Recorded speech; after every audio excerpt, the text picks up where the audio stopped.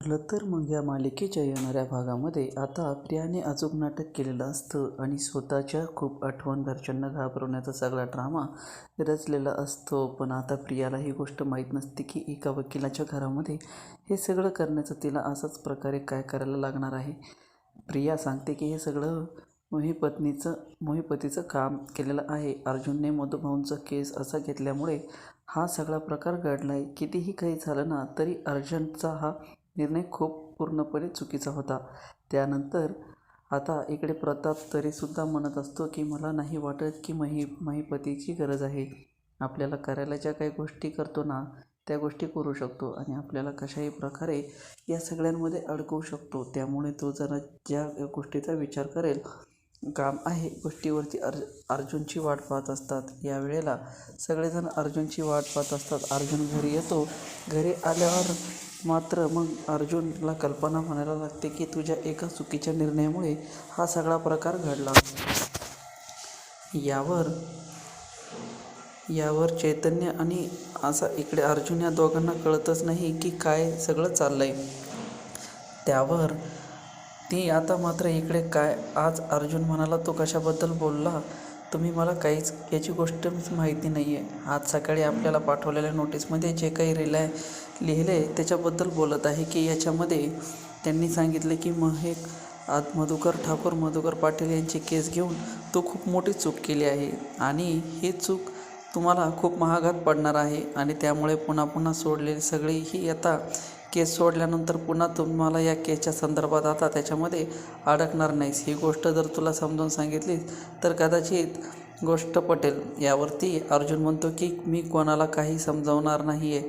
मी त्याला जाब विचारणार आहे तर त्यांनी या सगळ्यांमध्ये आपल्याला काय सिद्ध करायचं आहे मला खरंच काही माहीत नाही आहे. यावर असंच चाकू बघितल्यावर ती अर्जुनला जबरदस्त कामाच्या घरी या अशा गोष्टी पाठवतात. माझ्याशी वाकड घेण्याचा प्रयत्न करू नका आणि त्यावरती आहे ते माझ्यासोबत आहे. तो या सगळ्यांमध्ये माझ्या घरच्यांना इन्व्हॉल्व करून त्यांना या सगळ्यांमध्ये कोणत्याही प्रकारे इन्व्हॉल्व करू नकोस. गाठ माझ्याशी आहे. जो काही आपला आहे ना ते आपल्यात राहू दे. आपल्यासोबत राहील. माझ्या घरच्यांना अडकवण्याचा जो कोणी प्रयत्न करतोय माझ्या घरी पेढे पाठवून तुला गप्प बसला नाही तर ते या सगळ्यांमध्ये माझ्या घरी आता हे पाठवलं माझ्या नावाने असं म्हटलं की मग मात्र आता इकडे महिपतीला कळत नाही पण साक्षीला कळतं. हा सगळा प्रकार आता प्रियाने केला. ही प्रिया आहे ना उगाचच काहीतरी नाटक करून मला या सगळ्यांमध्ये अडकवेल. कॉल करते प्रियाला. कॉल करून साक्षी सांगते की तू मूर्ख आहेस का? तू या सगळ्यांमध्ये या गोष्टी का केल्यास?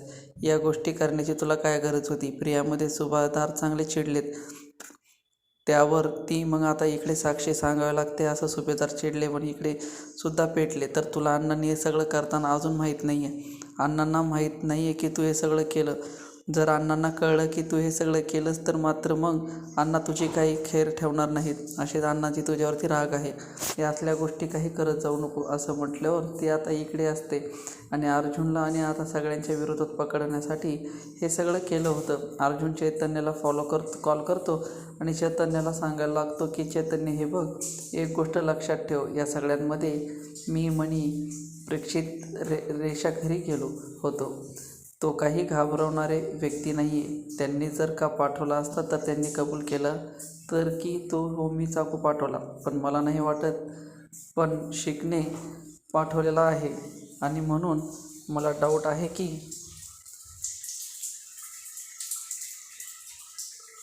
यार त्याला पाणी ठेवणार आहे.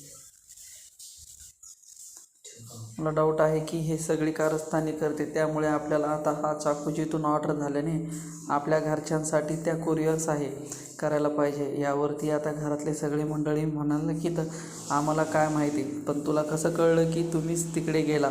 पण शिकरेच्या घरी कदाचित गेला असेल. प्रताप म्हणतो मला नाही माहिती किंवा कोणत्या गोष्टी आता विचित्र सरांना जायला नको आणि पूर्णाची रडत असते.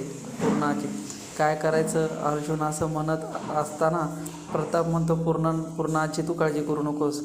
तन्वी फक्त शंका आले ना की तुम्ही पण इकडे गेलाय? प्रिया सांगते हो आणि कदाचित मी इथे शिखरकडे गेल्यावरती तो मुलींना की त्यांना चाकू पाठवलाच नाही म्हणून मग काय आपण आपल्या घरामध्ये संशय घेत असणार का? यावरती आता इकडे बघून नाही कळलं आपलं वाटलं यावरती आता इकडे नाही सांगितलं म्हणून आपण त्याच्यावरती काही विश्वास ठेवायचा का नाही. तर प्रिया म्हणते तेच तर मला सांगायचं, विश्वास ठेवला तर आपली बाजू सेव्ह करण्याच्या नादामध्ये या सगळ्यात अडकत चालली असते. ती येते काय झालं दादा, त्यांनी सांगितले की मी हे सगळं पाठवलेलं होतं, म्हणजे मी पेड्यांचा बॉक्स पाठवला होता आणि मी लेटर देखील पाठवलं होतं. मी घाबरत नाही.